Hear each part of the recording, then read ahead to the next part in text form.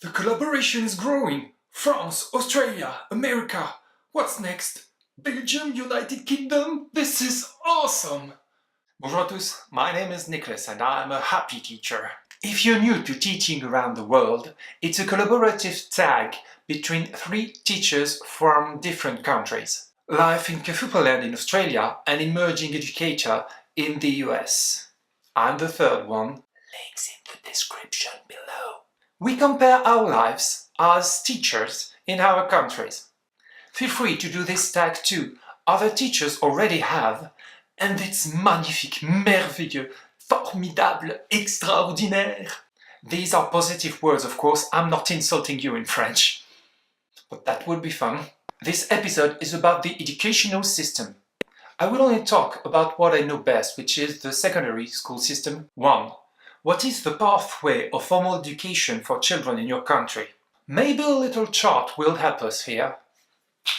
As you can see, there's no big difference between France and the US. Kindergarten is called maternelle and lasts 3 years. L'école élémentaire, elementary school, lasts 5 years. Then there comes le collège, which lasts 1 year longer than middle school. So, le collège is definitely not college.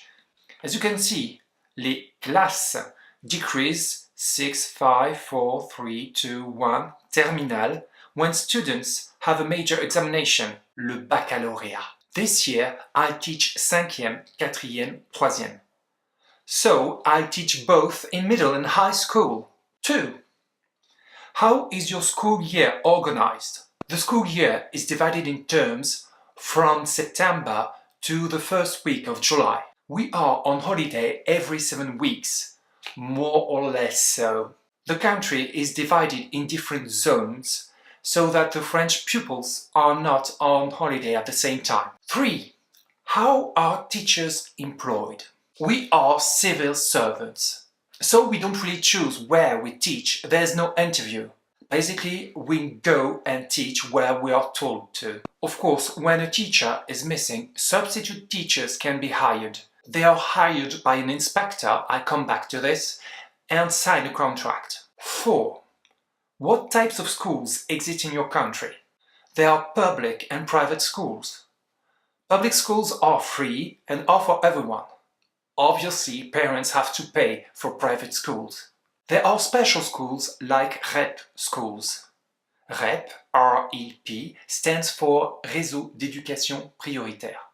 It's like a network of schools with special needs, because parents have low incomes or there are violence issues. My school is a regular school, but could be a REP school because a lot of our students are scholarship students. For political reasons, it isn't classified as REP. It's a pity because we could have more money to cover our needs and less pupils in the classrooms. C'est la vie. And why am I saying this with an American accent? I don't know. C'est la vie. 5. What is the structure of school hierarchy in your country area? I hate the word hierarchy. I'm not even sure if I'm saying it right. Hierarchy. Hiérarchie. Hiérarchie. Here you have teachers or professeurs. We are always at the top, right? Then comes le principal, who is in charge. The inspector do the observations. There are other inspectors and they work for the recteur. France is divided in academy or areas, and each academy has a recteur. Then comes le ministre de l'Éducation. Is that clear? I can do it again if you want me to. No? Thank you. It was really hard to mix French and English in the same sentences. 6. What qualifications are required of teachers? We have to have a master and pass a competitive exam called le CAPES or l'agrégation, which is even more selective.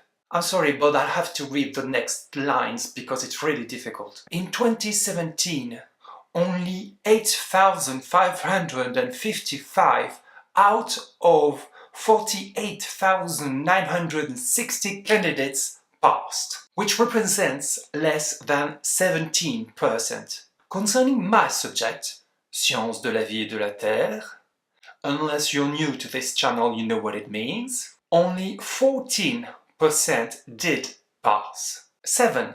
And this is another tongue twister. Thank you. What are the mandatory curriculum requirements?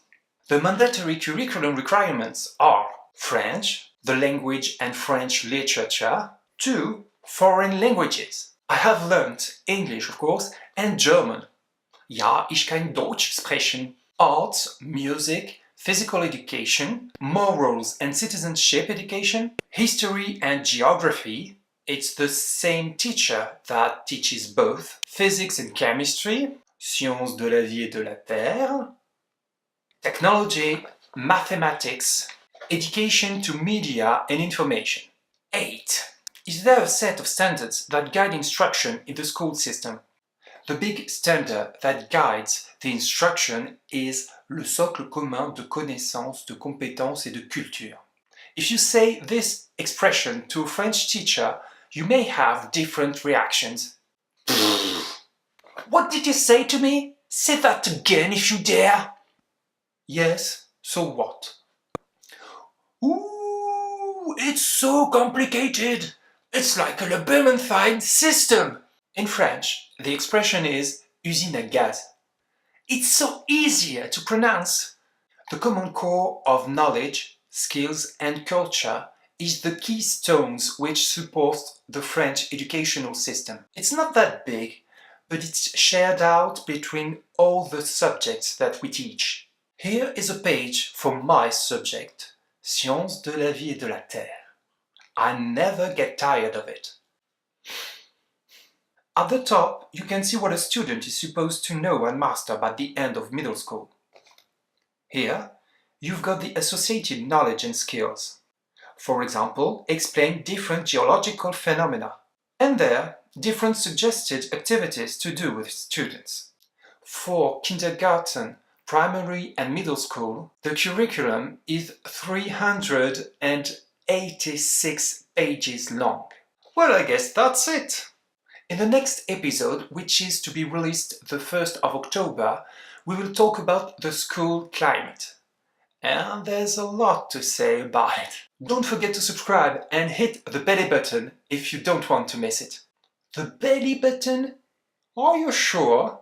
Un pouce bleu will help me a lot to reach more teachers and expand this marvelous international collaboration. Thank you. À bientôt.